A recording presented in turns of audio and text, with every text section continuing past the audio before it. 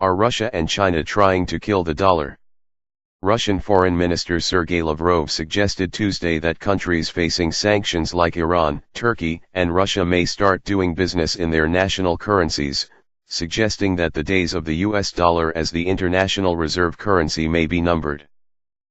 Perhaps no one would be happier about that than President Donald Trump. Here's why. As Yale economist Robert Tiffin explained in the 1950s, if a country's currency is the international reserve currency, then it has no choice but to run a current account deficit. If a replacement is found, as the dollar replaced the British pound in the 1920s, it may be more likely to have trade surpluses, which is what Trump has said he wants. The reason is simple: trading nations all over the world have to accumulate dollars to use in trading with each other. When China buys oil from Iran, for example, it pays in US dollars. So, more US dollars flow out of the US than flow in, and bingo, you have a big current account deficit.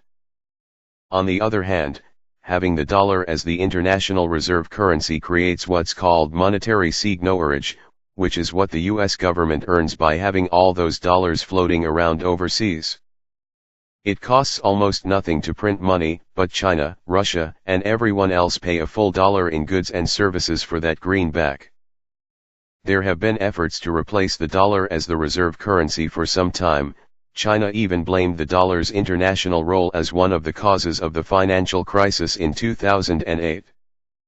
The problem is that no other currency has stepped forward as a good replacement. What's changed?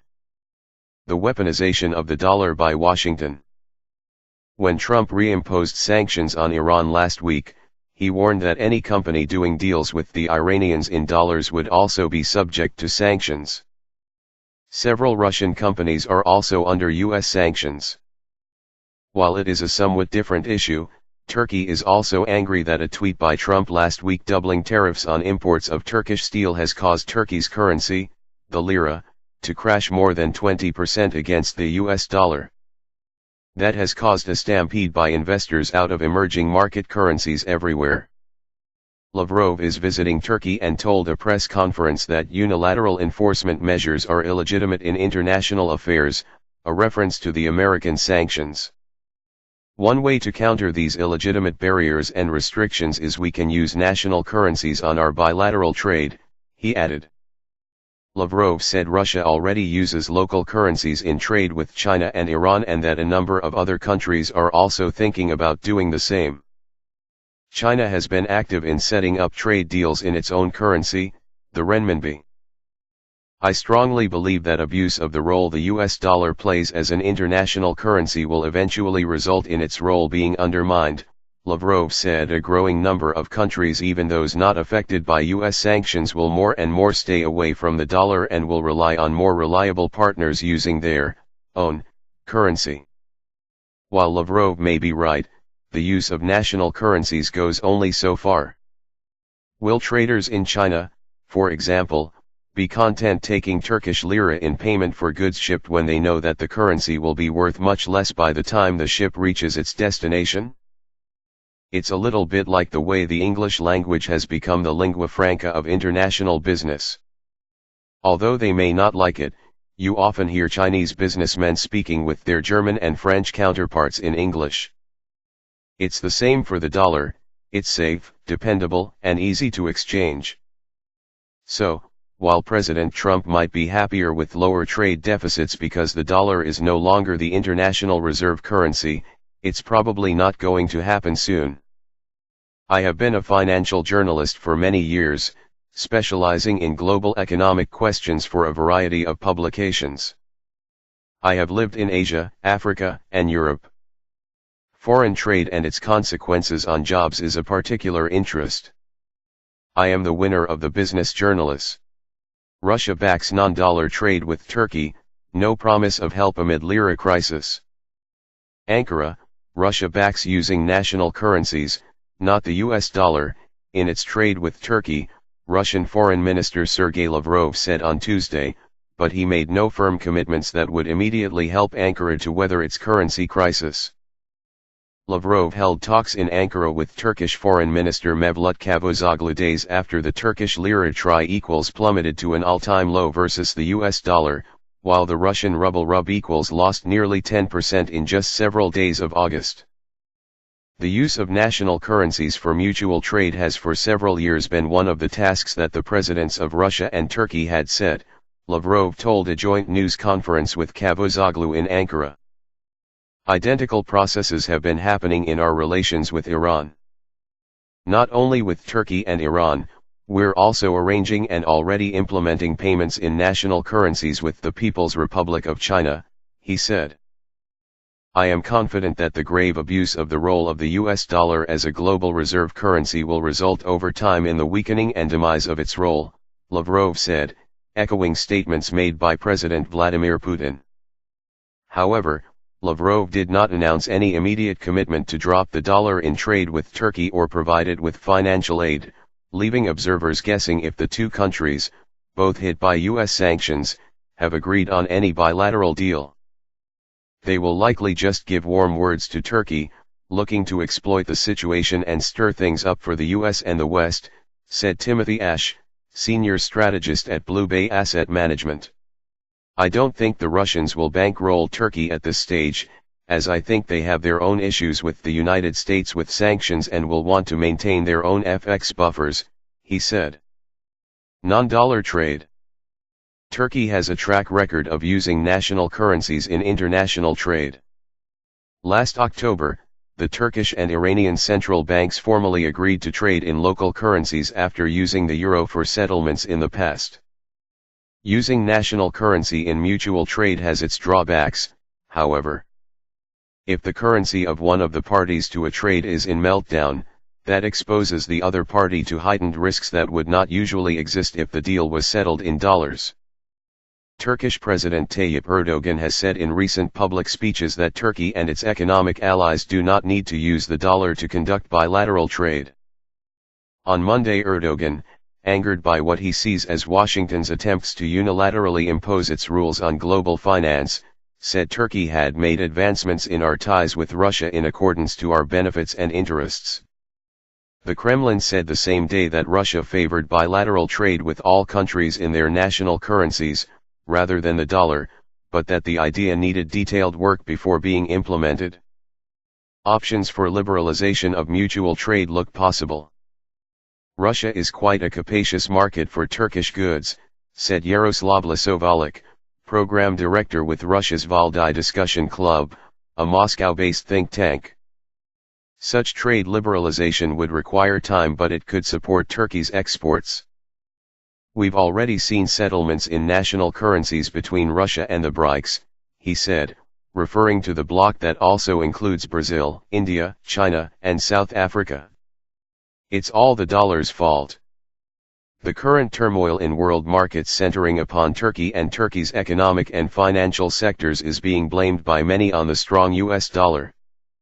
Certainly, it is easy to focus on the rise in the value of the dollar that began in February and that has gotten stronger as the year moved on. Looking deeper at the situation, however, leaves one with the conclusion that this current turmoil was self-inflicted by Turkey and other emerging market nations. John Authors of the Financial Times put so gently, the dollar's strength, more than anything, will determine whether Turkey's severe problems turn into a wider crisis. Much of the rest of the emerging world would now look attractive were it not for the continuing strength of the US dollar. There you have it, it is all the fault of the United States. And this is spite of the fact that President Donald Trump has argued for a weaker dollar ever since he was elected in November 2016. He was talking down the dollar in early December 2016.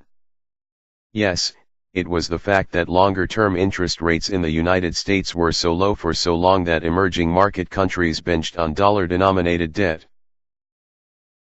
It was the fault of the United States that emerging market countries completely threw aside any kind of fiscal discipline in order to take advantage of the historically low interest rates.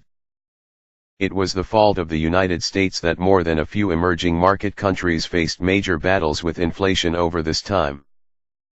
The Institute of International Finance says the combined indebtedness of 30 large emerging markets rose from 163% of GDP in 2011 to 211% in the first quarter of this year.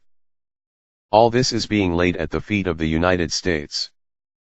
And, up until just after the start of the year, no one seemed to really worry too much about the situation in the emerging market countries.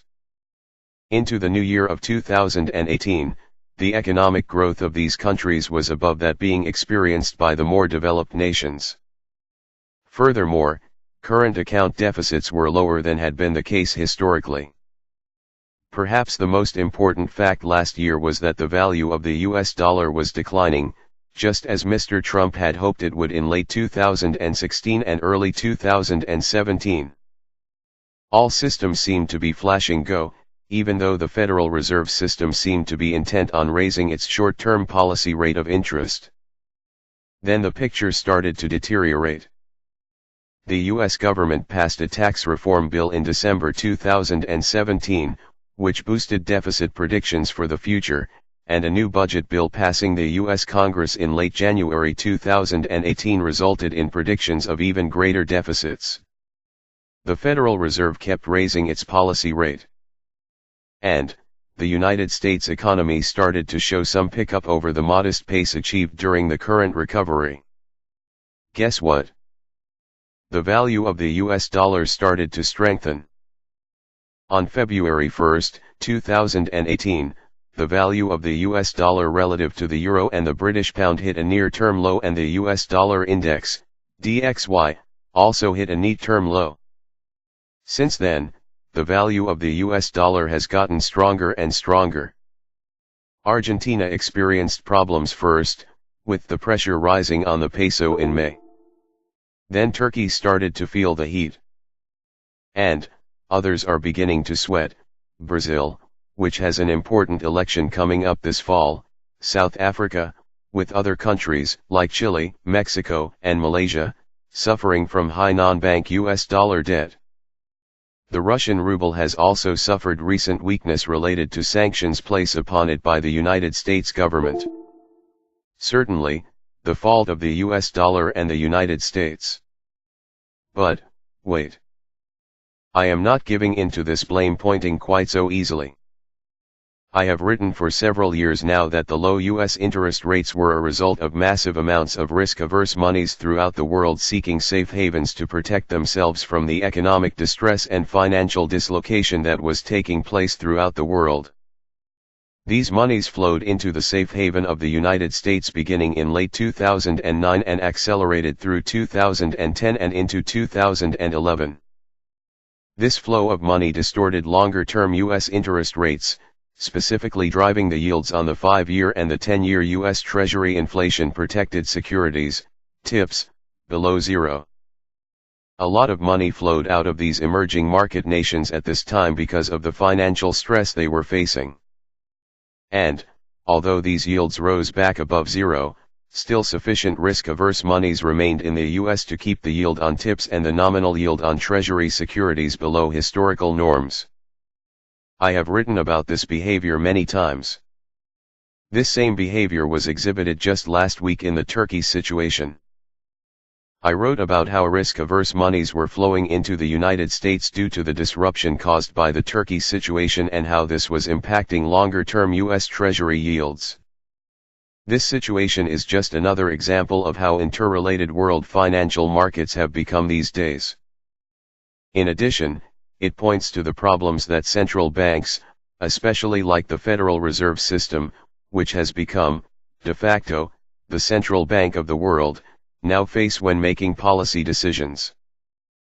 There seems to be no question that Federal Reserve actions to raise interest rates have impacted the value of the US dollar, which has impacted, in the case under discussion, the currencies of emerging market nations and their dollar-denominated debt loads.